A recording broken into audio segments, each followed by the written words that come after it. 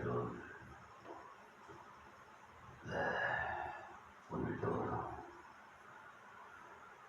새날 새벽을 열어주신 하나님께 모든 영광 돌리면서 우리 성도의 교제가 이루어질 수 있도록 살롬으로 인사를 드립니다. 세계 만민이 이 유튜브 방송을 통해서 갈구하는 심령들이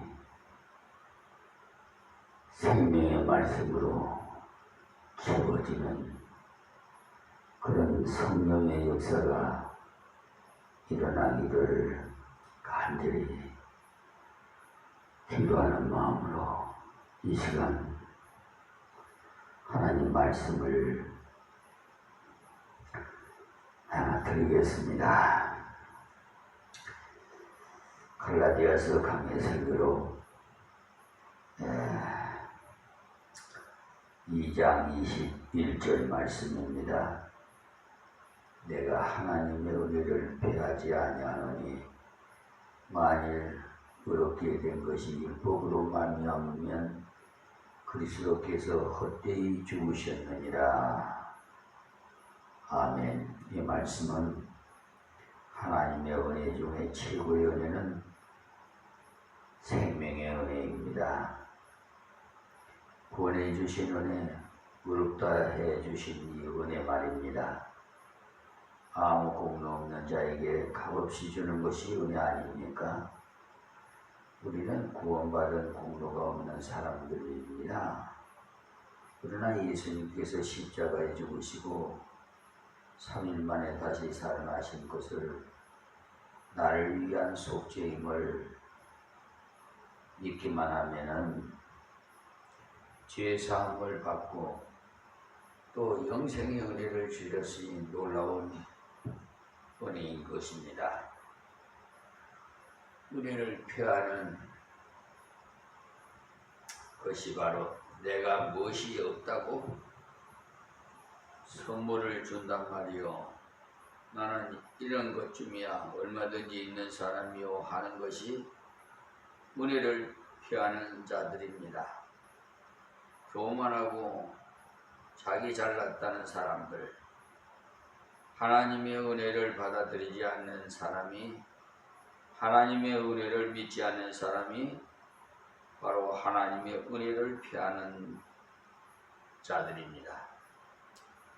나라의 왕이 좋은 선물을 보내시고는 사자를 통해서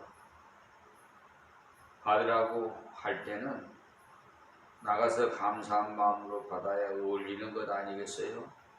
그런데 부시럭거리더니 이것이라도 선물이 값으로 갚아야겠다면서 돈 몇 푼 준다면 왕의 노하심을 잊게 됩니다. 하나님께서 예수 그리스도를 믿으라 그리하면 영생케 하리라고 말씀하셨는데 하나님께서 예수를 보내주신 그 값을 조금이라도 갚아야 하지 않겠습니까? 그러기 위해서는 새벽 기도를 며칠이나 하면 되겠습니까? 또 헌금을 얼마나 드리면 되겠습니까? 그런 시기 되면은 하나님께서 기쁘시겠어요? 노하시겠어요? 분명히 노하실 겁니다. 그런데 그렇게 하는 것이 바로 율법주의고 은혜를 피하는 자들이에요. 하나님의 은혜를 받아들인 자는 자기의 그 더러움과 부패함과 그 누추함을 알아서 거지가 손을 내미는 것 같이 하나님께서 주신 구원의 선물을 받고자 손을 내밀고 받아들이는 겁니다. 하나님 저 같은 것에게 선물을 주시다니요. 제가 받겠습니다 하고 넙죽 받아들인 겁니다. 그래서 내가 하나님의 은혜를 피하지 아니하노니 만일 어렵게 되는 것이 율법으로 말미암으면 그리스도께서 헛되이 죽으셨느니라고 말씀하신 거예요. 하나님께서 율법으로 구원받을 자가 수두룩한데 괜히 예수님을 보내시고는 죽으시고 살리셨다면 하나님의 계산착오라는 거죠. 만약에 이 땅에 율법으로 구원받을 자가 한 사람이라도 있다면 예수님께서 십자가에 죽으실 필요 없습니다. 저는 생각하기를 다른 사람에게는 예수님이 필요 없더라도 나 한 사람만은 필요하다고 여깁니다. 다른 사람은 자기의 노력으로 천국 갈 수 있을지 몰라도 나는 불가능하기 때문입니다. 주님은 나를 위해서도 오셔야 했고 죽으셔야 했고 살아나셔야 했습니다. 사람이 어렵게 되는 것은 그리스도를 믿음으로 되는 것이지 아무 공로가 포함되는 것이 아닙니다. 믿음도 공로가 아닙니다. 선물을 받고자 손 내미는 것이 공로가 됩니까? 하나님께서 은혜를 주시니까 감격해서 손을 내미는 것뿐입니다. 믿음은 하나의 수단이지 공로가 아니에요. 그런데 공로라고 생각하니까 뭐 좀 센 믿음이라고 말하나? 큰 믿음을 추구하면서 대단한 줄 아는데 큰 믿음이 대단한 것이 아니고 옳은 믿음이 중요한 거지요. 무엇을 믿느냐가 중요합니다. 우상 앞에 복 달라고 크게 믿는 사람이 있는데 그 사람은 잘못 믿고 있는 거죠. 여러분, 불쌍한 마음에 안 듭니까? 저는 그래요. 교회도 WCC의 배도 집단에 가입된 교회 다니는 분들은 참 불쌍하게 생각들어요. 아유, 저분들 나름대로는 자기 자신이 천국 갈 것이라고 믿고 신앙생활하고 있는데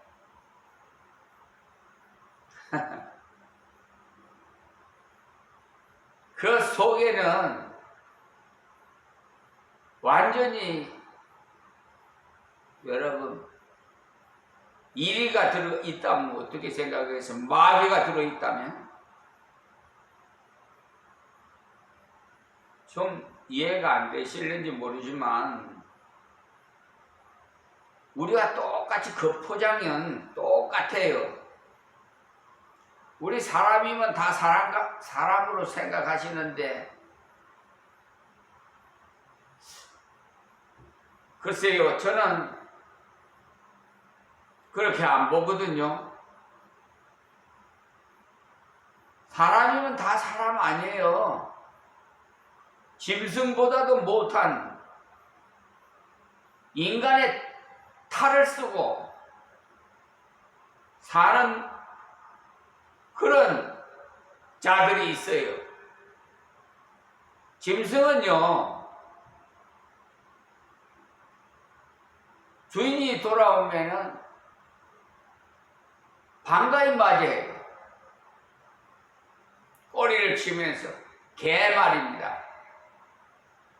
우리 집에서 기르는 개, 요즘은 애완용이라고 그러는데 얼마나 사랑하는지 사랑의 애자를 불러서 애완용이라고 부르는데 지금 인구가 애완용을 기르는 그 분들이 숫자가 많이 늘어나고 있다고 그래요. 그래서 진짜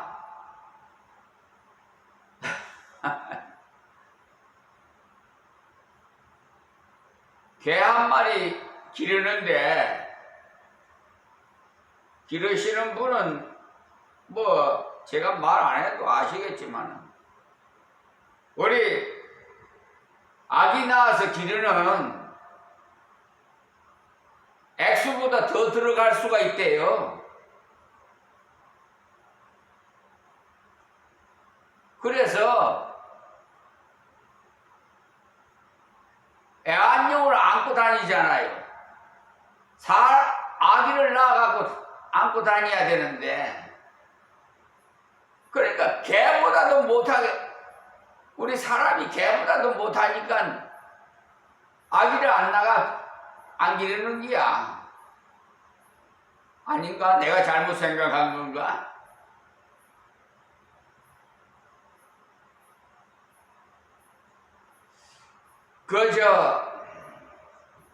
TV를 보시면은요,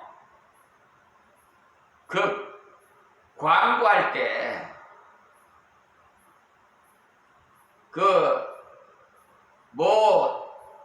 대학 총장이 나와가지고, 말씀하시지 않아요. 지금 골목에 아이들이 없다 이거야. 한 사람이 한산하다 이 말이에요. 예전에는 북적거리는데 우리 어렸을 때는 사람 사는 맛이 있었어요. 막 극투성에서 뒹굴고 그렇게 살아도 병 안 들고 살았어요. 근데 요즘 굉장히 개보다도 개를 더 사람보다 더 그냥 애지중지하고 있으니 사고 방식이 좀 달라진 것 같아.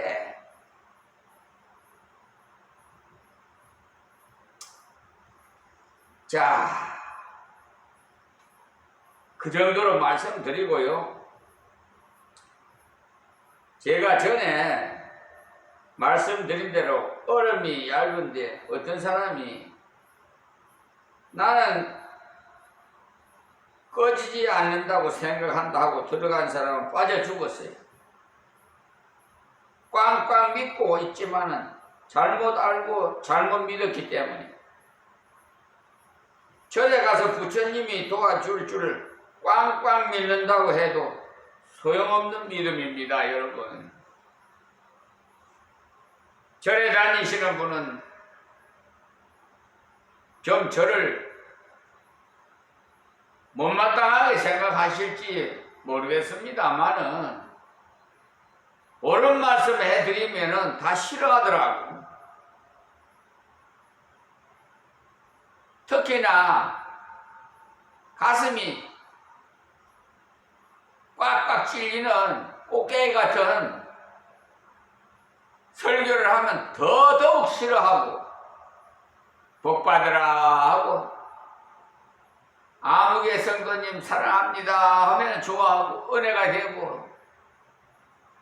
여러분 정말 사랑하는 참 목자는 어떤 목자인 줄 아십니까? 여러분들 깨우쳐주는 바른 길로 인도하는 구원사를 바르게 가르쳐주는 그분이 참 목자예요.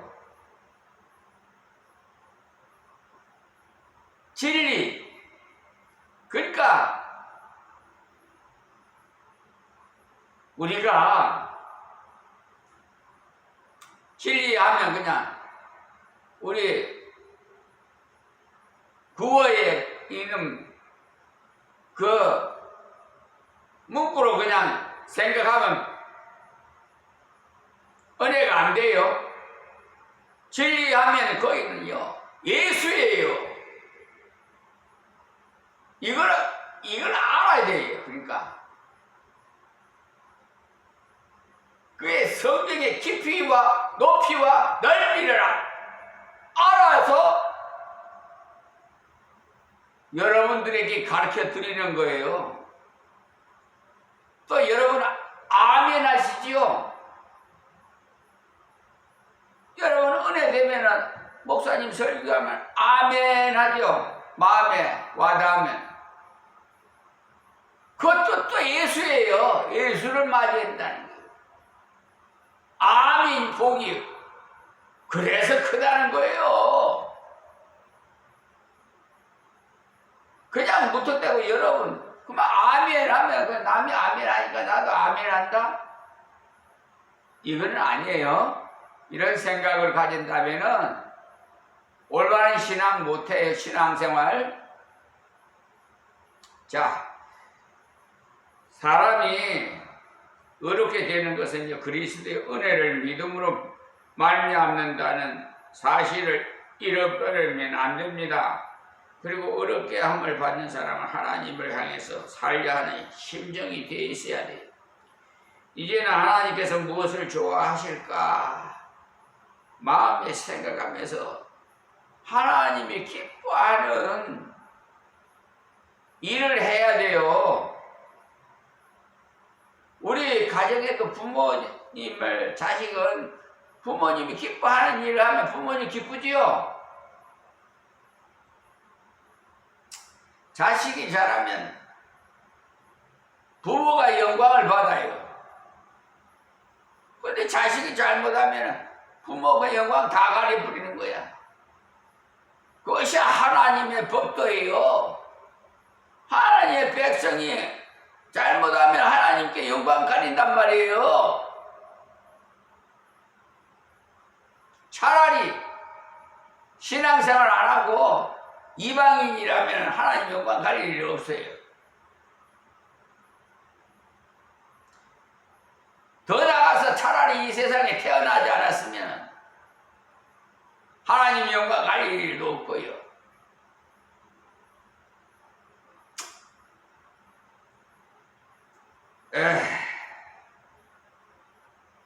주님께서 좋아하시는 것은요, 주님의 말씀에 대해서 예, 아멘하고 수납하는 것입니다. 그래서 마르다보다 마리아가 더 귀한 것을 택했다고 말씀하셨어요. 봉사도 중요하지만 하나님의 말씀, 예수님 가까이서 예수님 말씀 듣는 것이 더 중요하단 말이에요.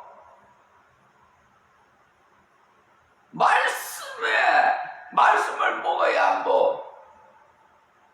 성화가 되어가지고 변화되죠. 거듭나죠.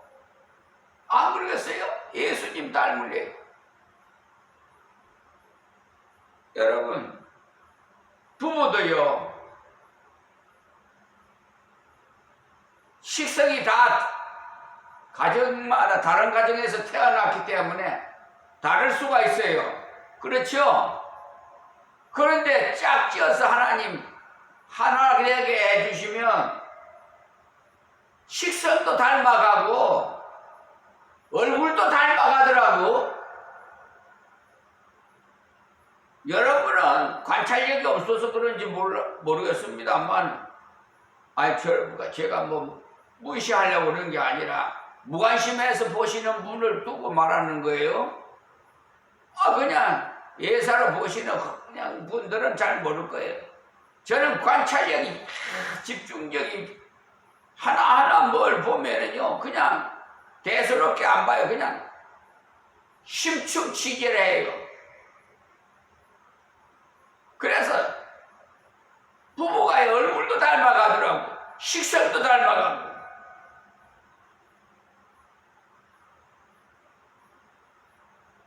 식성이 다 다르면 어떻게 한 상에서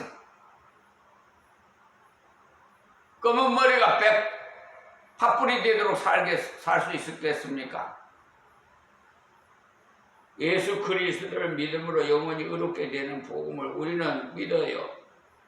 우리의 행위는 언제나 부족합니다만 주님은 완전하시고 그러니까 주님을 전하십시오. 그런데 많은 사람이 자기를 전하고 싶어해요. 내가 이만큼 아무개 목사가 저렇게 맘버스 같은 교회에서 하니까 아무개 목사가 성공했다. 천만에요. 사람의 기준 생각을 하는 데서 판단하는 게 아니라 하나님 중심을 보고 판단하세요. 그러니까 우리가 생각하는 기준과 하나님의 생각하는 기준이 다르다 이 말입니다. 오히려 어디에서 한 영혼 놓고 눈물을 흘리며 목회하시는 목사님이 상이 더 큽니다. 이거는 제가 하는 말이 아니에요.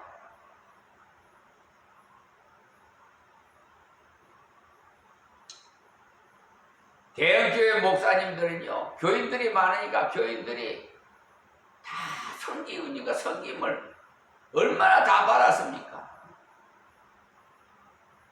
그런데 오지에서 한 영혼 놓고 눈물 흘리며 사명 감당하는 목사님은 성금 받을래야 받을 사람이 어디 있어요?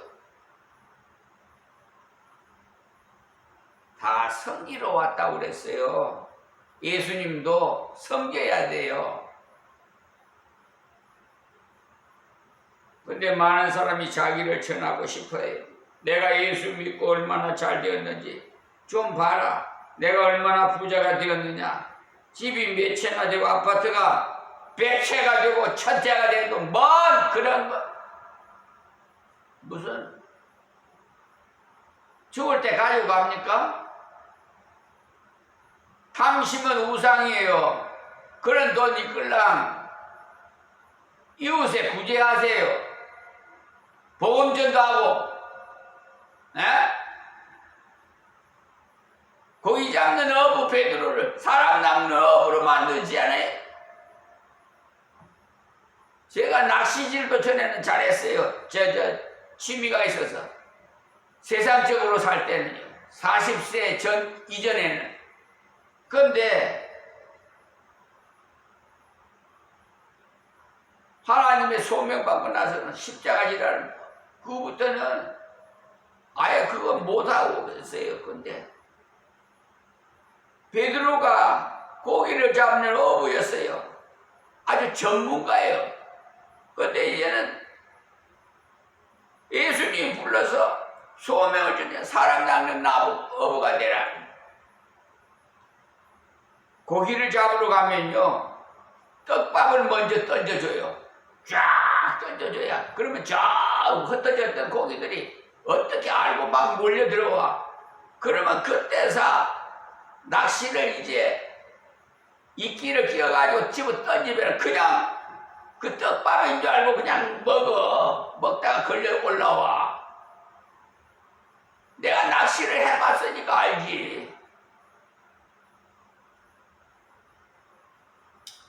그러니까 재산 많이 가지고 있다고 좋아하지 말아요. 오히려 그 재산 돈 때문에 일만하게 하기, 자기 생명 죽어요. 생명에 희생될 수가 있어요. 없는 사람은 대문 환하게 열어놓고 다리 쭉 뻗고 자도 아무 이상 없어. 근데 돈 많은 사람은 보안 설치해가지고 자기 죽을까봐 항상 불안해. 제발 좀 나눠주세요. 구제 좀 많이 하시고 전도 많이 하시고. 이게 떡밥을 던지듯이 좀 하면은 전도가 막 몰려와요. 아시겠어요? 이렇게 비유로 가르쳐 주는데도 모르는 사람은 뭐 할 수 없지 뭐.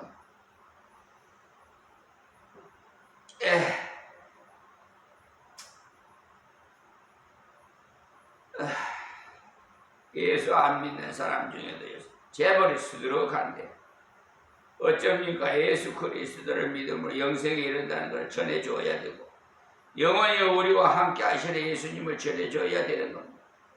그렇게 살아갈 때 하나님께서 원하시는 가장 중요한 삶을 사는 겁니다.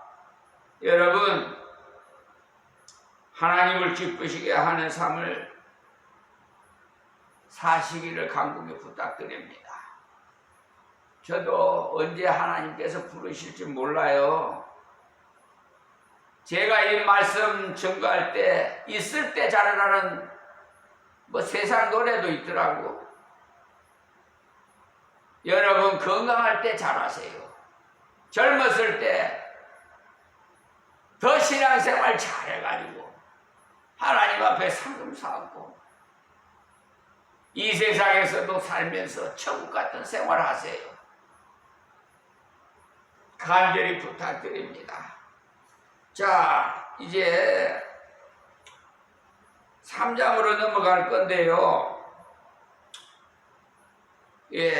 1절에서 2절에 있는 말씀에 서론을 먼저 말씀 조금 드리겠습니다. 시간이 또 다 돼가는데, 갈라디아서는 순수한 복음이 전파된 갈라디아 지방에 유대인들 중에 몇몇 율법주의 신자들이 들어와서 그들의 신앙을 혼란케 함으로써 그것을 바로잡아 교정하기 위해서 쓰여진 서신이라고 수차례 말씀드렸어요. 이들은 한마디로 이단들로서 바깥에서 일어났다면 잘 넘어가지 않겠는데 교회 안에 들어왔기 때문에 문제예요. 밖에서 마음씨 해도 그거 안 들으면 되는데 교회 안에 들어와서 하면 참 교회 안에 들어오면 술렁거기 시작하는 거야. 교회가 갈라지고 다투고 평안이 없어져 버려. 사랑이 없어져 버려.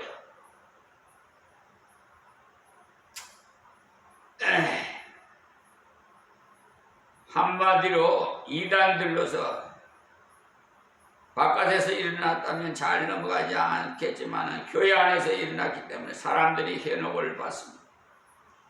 그들은 예수를 믿음과 함께 할례를 받아야 되고 율법을 지켜야 하고 그렇게 가르치고 달과 날과 월삭을 지켜야 한다고 현혹함으로써 그때까지 감격해서 기쁨 가운데 예수를 믿어왔다가 그만 마음에 큰 어려움을 당한 것.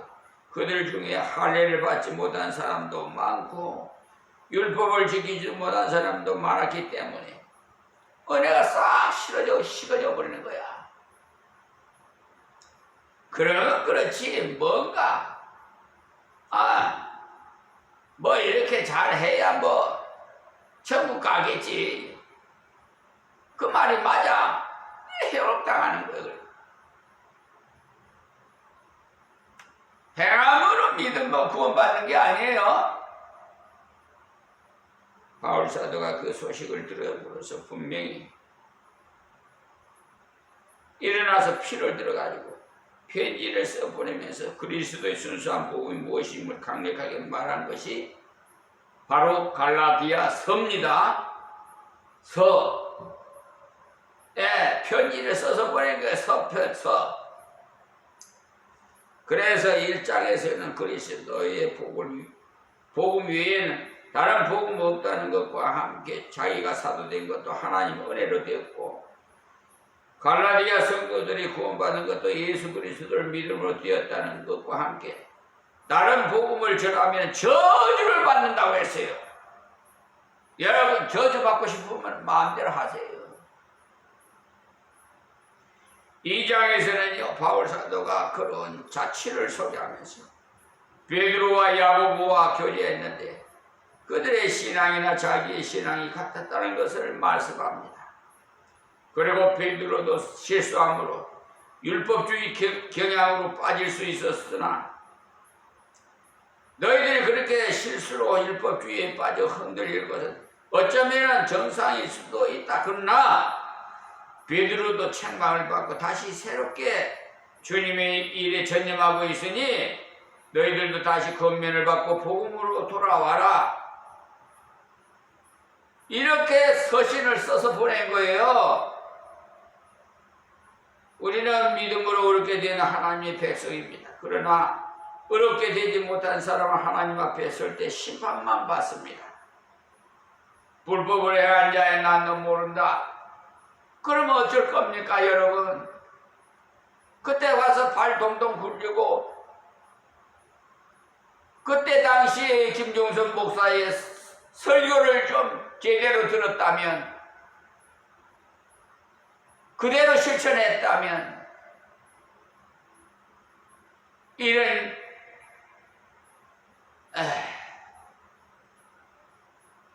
관문을 무사히 통과했을 텐데,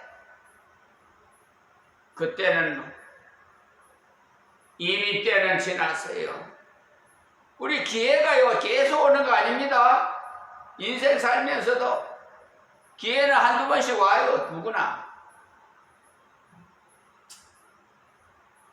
그러니까 베드로도 책망받고 그랬으니 여러분들도 책망 이렇게 지금 받으면은 깨달으시기 바랍니다. 우리는 믿음으로 얻게 된 하나님의 백성이요, 그러나 어렵게 되지 못한 사람은 하나님 앞에 설 때 심판을 받고 죄인으로서는 하나님 앞에 설 수가 없기 때문에, 자, 이 사실을 받아들이고 주 예수를 믿을 때 과거에 지은지 현재 지은지 앞으로 지을지 모든 죄를 한꺼번에 다 해결하셨는 것, 우리 주 예수 그리스도를 아멘으로 받아주시기를 바라면서 말씀을 마치겠습니다. 하나님 고맙고 감사합니다. 주신 말씀 증거했사오니 이 말씀을 받는 자들은 다 복이 넘치게 하옵시고, 아니 또 귀가 있지만은 제대로 듣지 못하는 자들은 듣게 하옵소서. 은혜를 베풀어 주옵소서. 우리 이 나라 이 백성 후보 살펴주시고, 우리 이재명 대통령을 세우신 하나님, 70년 후는 미국이 우리에게 고개 숙일 때가 있을 거라고 예언했던 대로 이루어질 줄 믿습니다. 하나님 역사에 주시옵소서. 예수님의 이름으로 기도합니다. 아멘.